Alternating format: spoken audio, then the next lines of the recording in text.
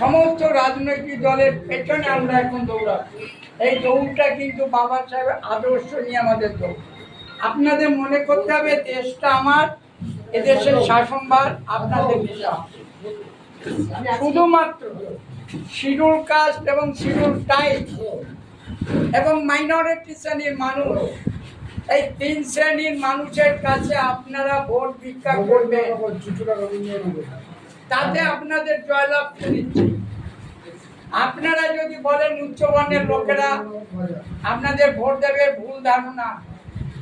ওরা জীবনেও কোনোদিন আপনাদের ভোট দেবে না।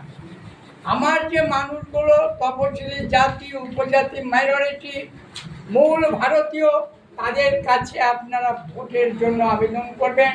বাবা সাহেবের দর্শন এবং তার চিন্তা ভাবনাগুলোকে তুলে দেবেন, তবেই হবে আপনার ভোটের প্রকৃত প্রচার। আমি এটুকু মনে করি যে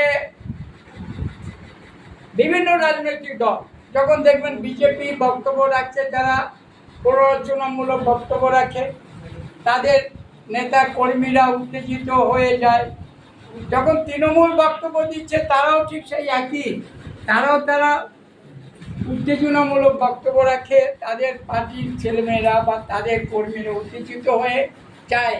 কিন্তু উত্তেজিত হয়ে গণ্ডগোল সৃষ্টি করে কিন্তু আমার লোকেরা, তপশিলি জাতি উপজাতির লোকেরা কিন্তু গণ্ডগোল করে, এরা মারামারি করে, এরা মরে, এদের ঘর ভাঙা হয়, এদের মা বোনের ইজ্জত হানি আনা হয়। এগুলো আপনাদের চিন্তা রাখতে হবে। আর একটি বিষয় আপনাদেরকে আমি স্মরণ করে দিতে চাই, কোনো রাজনৈতিক দলে কোনো নেতা নেত্রীর এগেনস্টে আপনারা কোনো বেফাস মন্তব্য করবেন না। তাদের নীতি আদর্শের বিরুদ্ধে আপনারা শুধুমাত্র কথা বলবেন, এবং সেই নীতি আদর্শের বিরুদ্ধে কথা বলাই